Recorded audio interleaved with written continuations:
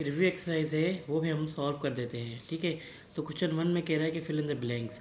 Number 1 statement है कि if A equal to A B C then A B C are dash of a set A. ये जो elements है ए B सी वो क्या हैं, ये एलिमेंट्स हैं। तो इसमें क्या आएगा ब्लैंक में एलिमेंट्स, नंबर 1 में एलिमेंट। अब उसके बाद कह रहा है कि number 2 set which has no elements is called empty set, empty set या नल सेट या वॉइड सेट। सही है। अब थर्ड में कह रहा है कि set which has limited numbers of elements is called a dash set. ये कह रहा है कि जिसके अंदर लिमिटेड नंबर्स ऑफ एलिमेंट्स हों उसको हम क्या कहते हैं, उसको हम फाइनाइट सेट कहते हैं। सही है, उसमें हम लिमिटेड होते हैं, फाइनाइट। तो नंबर 4 में है कि if two sets A and B have dash elements then they are said to be equal set. All numbers, all same elements, A और बी के अंदर सेम एलिमेंट्स होंगे तो ही वो इक्वल होंगे। ठीक है, तो ऑल सेम। अब क्वेश्चन 2 में कह रहा है कि choose the correct answer. If B, number 1 है, if B is set of vowels of English alphabet. B एक बी सेट है जिसके अंदर वॉवल्स जो हैं अल्फ़ाबेट्स हैं। तो नंबर ए है P belongs to B, E not belong to B. ये बी क्योंकि E वॉवल है तो ये कह रहा है नॉट बिलोंग, तो ये फॉल्स, ये भी false. C belong to B, B जो है वो अल्फ़ाबेट तो है इंग्लिश का बट वॉवल नहीं है। बट डी में कह रहा है कि ए बिलोंग टू बी, तो ये ए जो है अल्फ़ाबेट भी है और वॉवल भी है, तो ये हमारा आंसर जो है वो सही है, डी नंबर। अब कह रहा है कि नंबर 2 में F is called null set, infinite set, subset या सिंगलेटन सेट। सिंगलेटन सेट क्या होता है, जिसके अंदर एक एलिमेंट हो, तो इसके अंदर सिर्फ एक एलिमेंट है तो ये क्या सिंगलेटन सेट हो गया, सेट हो गया। तो number D is correct answer. Number 3 में if sets A and B are equal we use sample. कौन सा सैम्पल यूज़ करते हैं, डी वाला। इसमें भी जो है वो डी वाला, ये इक्वल साइन यूज़ करते हैं। ठीक है, नंबर 4 जो है if A equal to A B C and B equal to A B C D E then ये जो है सबसेट है बी का। ए जो है सबसेट है बी का। अब ए सबसेट बी देखेंगे। ठीक है, सबसेट या फिर क्या कहते हैं, इम्प्रॉपर सबसेट। तो ये इम्प्रॉपर सबसेट है इसका। ठीक है, तो ये आ गया हमारा सी। यहाँ पे ए जो है वो इम्प्रॉपर सबसेट है इसका। अब आते हैं क्वेश्चन 3 कह रहा है कि राइट 2 एग्जांपल्स ऑफ सेट। तो यहाँ पे मैंने एक लिख दिए हैं, ए इक्वल टू 0 1 2 अप टू 50, और दूसरा है बी इक्वल टू 10 100 20 340 और अनलिमिटेड। इनफाइनाइट जो है ये सेट है, ये फाइनाइट सेट है और ये इनफाइनाइट सेट है, बट एग्जांपल्स ऑफ सेट ये हो गया। अब क्वेश्चन 4 है कि A is set of all even numbers between 2 and 10। कह रहा है कि नंबर 1 में कह रहा है कि ए जो है सेट है all even numbers between 2 and 10। Between 2 और 10 के बीच में जो भी इवन नंबर हैं उसका सेट बना के दें। तो मैंने बना के रखा है ए इक्वल टू 4 6 8। इसके क्योंकि ये 2 और 10 के दरमियान आते हैं इवन नंबर। अब दूसरे में कह रहा है कि B is set of all odd numbers from 1 to 17। अब 1 और 17 के बीच में जितने भी नंबर्स हैं और वो लिखें। इस ये बिटवीन नहीं बोल रहा, ये कह रहा है कि फ्रॉम 1 to 17, तो इसमें 1 और 17 भी ऐड होगा।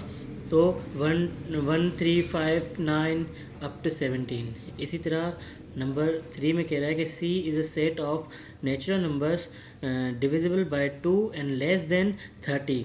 कह रहा है कि 2 और 30 से पहले जितने भी नंबर हैं इसमें 2 इंक्लूड होगा, क्योंकि ये बिटवीन नहीं कह रहा, ये कह रहा है कि divisible by 2 and less then, सिर्फ इसने कंडीशन रखी है एंड लेस देन 30। तो 2 से लेकर 30 से पहले जो भी इवन नंबर्स हैं या जो 2 से डिविजिबल हैं उनको आप सेट में बना के दें। तो C equal to 2 4 6 8 up to 28। 30 इसने बोला नहीं है क्योंकि लेस देन 30 बोल रहा है।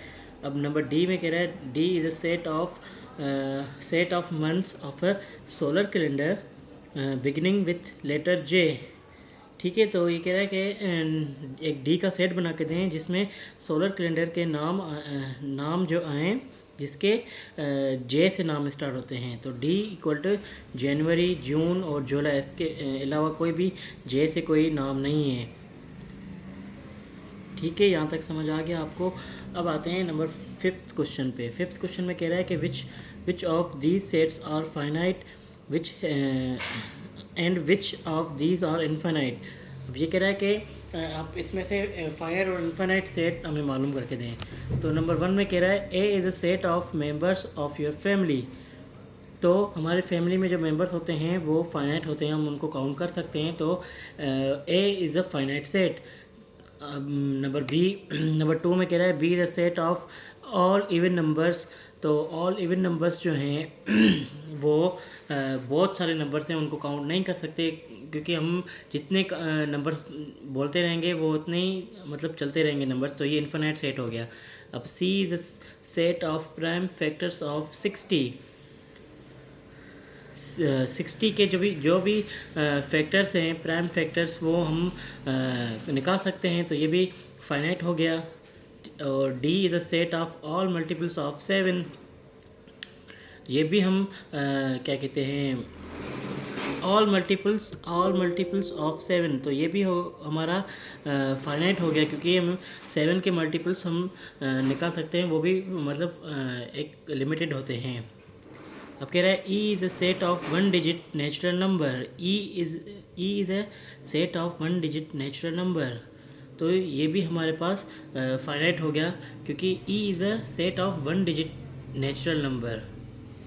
ठीक है, तो नेचुरल नंबर में जितने भी 1 डिजिट नंबर हैं वो हम लिख सकते हैं, वो एक काउंटेबल है। अब आते हैं क्वेश्चन नंबर 6 पे। विच ऑफ द फॉलोइंग और एम्प्टी सेट्स। ये कह रहा है कि इनमें से जो 1 to 4 कंडीशंस दी हैं, इसमें से बताएं कि कौन कौन से एम्प्टी सेट्स हैं। नंबर 1 में कह रहा है A is a set of names of days of a week which start with S. सही है।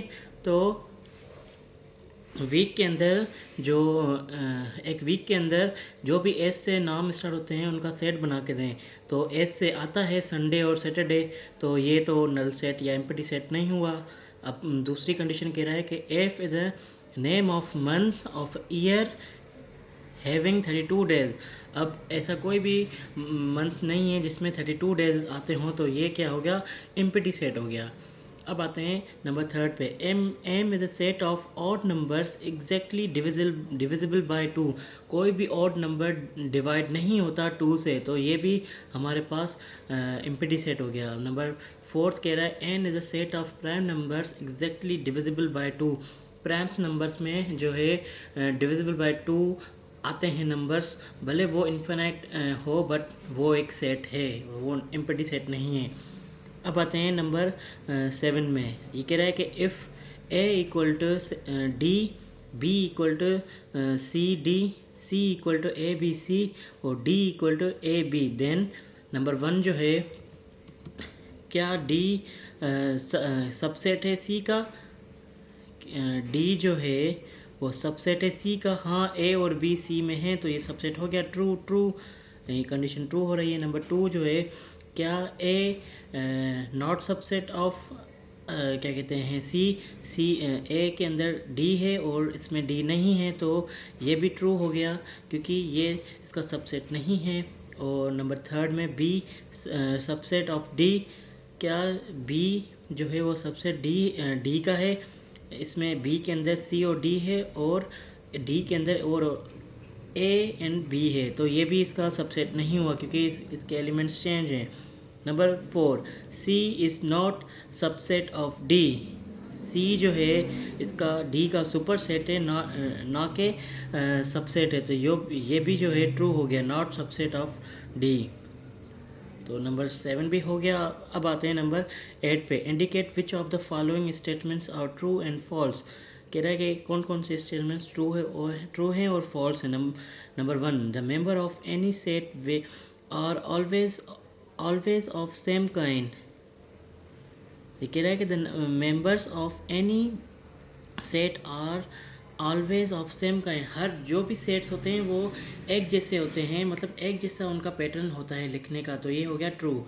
Number 2, the order of the elements of a set does not matter. ये कह रहा है कि जो हम सेट में लिखते हैं, जैसे हम नंबर्स आगे पीछे लिखते हैं, क्या वो मैटर कर रहा है? तो वो मैटर नहीं कर रहा, तो ये खुद ही बोल रहा है कि मैटर नहीं कर रहा, तो ये भी ट्रू हो गया। अब कह रहा है कि number 3, an object can be include in a set repeatedly. जो ऑब्जेक्ट्स होते हैं, क्या वो सेट में हम रिपीट करते हैं? नहीं करते, तो ये फॉल्स हो गया। अब आते हैं number 5, any collection of objects is called a set. Any collection of objects is called a set. हाँ, ये ट्रू है, क्योंकि जो कलेक्शंस होती हैं ऑब्जेक्ट्स की, उसको हम सेट कहते हैं। Number 5, the notation E is a symbol of indicate membership of a set. हाँ, जो है वो ट्रू है, क्योंकि ये जो है इंडिकेट करता है मेंबरशिप बिलोंग्स टू का इंडिकेट करता है। नंबर 6 जो है, well defined collection of distinct objects is called a set. Sorry, number 4 जो है, any collection of objects is called a set. ये फॉल्स है, क्योंकि ये कह रहा है कि एनी कलेक्शन, हम सेट क्या होता है? A well defined collection of distinct object is called a set. तो ये ट्रू हो गया और ये नंबर 4 फॉल्स हो गया, क्योंकि यहाँ पे भी मैंने नहीं देखा, ये यहाँ पे दिखा है नंबर 4 फॉल्स है और नंबर 6 जो है वो ट्रू है। ठीक है, इसको आप थोड़ा देख लीजिएगा। और नंबर 7 क्या कह रहा है कि ABCD is not a set. ये फॉल्स है, क्योंकि ये सेट है। नंबर 8 जो है, द नोटेशन, ये वाला, is not is a symbol of to indicate membership of a set. ये सिंबल उसका है जो कि इंडिकेट करता है कि ये मेंबर नहीं है उसका, तो ये फॉल्स हो गया।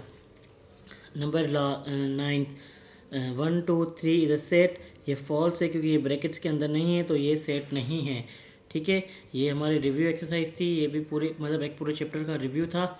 ये भी हो गया। अब हम थोड़ा देखते हैं कि पूरे चैप्टर की समरी को देखते हैं कि हमने क्या क्या पढ़ा। हमने पढ़ा कि set is a collection of well defined and distinct objects. सही है। Each object in a set is an element और मेंबर ऑफ अ सेट। सही है, हर जो है वो ऑब्जेक्ट सेट का मेंबर होता है। ठीक है। तीसरा पॉइंट कह रहा है कि a set is a described in 2 ways, precisely described in words. ठीक है, वर्ड्स में या तो डिस्क्राइब होगा, या तो all elements are list down separately, या तो सेपरेटली लिस्टेड होंगे। नंबर 4th पॉइंट है, finite set has limited numbers of element. Finite set के अंदर लिमिटेड सेट्स होते हैं, इनफाइनाइट के अंदर अनलिमिटेड नंबर्स होते हैं। और a set having no elements is an empty set और नल सेट या वॉइड सेट। ठीक है, 2 sets are equal if they have all same elements. 2 sets तब सेम होंगे जब उनके एलिमेंट्स दोनों के सेम होंगे। इसी तरह 2 सेट्स और equivalent if they have same number of elements. 2 sets तब इक्विवेलेंट होंगे जब दोनों के नंबर्स जो हैं क्या कहते हैं, नंबर्स ऑफ एलिमेंट्स सेम होंगे, उनकी क्वांटिटी सेम होगी। B is a subset of A if every elements of B is also an element of A। B तब सबसेट होगा A का जबकि A के अंदर B के एलिमेंट्स होंगे। सही है। A set having only 1 element is called singleton set. A के अंदर अगर एक एलिमेंट होगा तब वो सिंगलेटन सेट कहलाएगा। उसके बाद ये कुछ हमने सिंबल्स देखे पूरे चैप्टर में। ये वाला सिंबल क्या करता है, मेंबरशिप दिखाता है। ये वाला इज़ नॉट अ मेंबर। ठीक है, ये वाला एम्प्टी नल सेट, ये इक्वल, ये नॉट इक्वल, ये इक्वलेंट, ये सबसेट। ठीक है, ये प्रॉपर सबसेट, ये सुपर सेट, ये नॉट अ सबसेट। ठीक है, तो होपफुली आपको चैप्टर 1 पूरा समझ आ गया होगा। हमने सारे एक्सरसाइज की, सारे एग्जांपल्स किए, पूरा समरी देखा, रिव्यू एक्सरसाइज की, तो काफ़ी सारा हमें मटेरियल कुछ चैप्टर 1 में मिला। तो हमने काफ़ी अच्छी तरह हमने चैप्टर 1 समझा। तो होपफुली आपको यहाँ तक पूरा समझ आ गया होगा। अब आप प्रैक्टिस करें, अलग अलग क्वेश्चंस लें, ठीक है, ताकि आपको पूरा क्लियर होता जाए, चैप्टर 1 सेट्स क्लियर हो जाएं। तो अब मिलते हैं नेक्स्ट चैप्टर में। अब तब तक आप अपना ख्याल रखें। अल्लाह हाफिज़।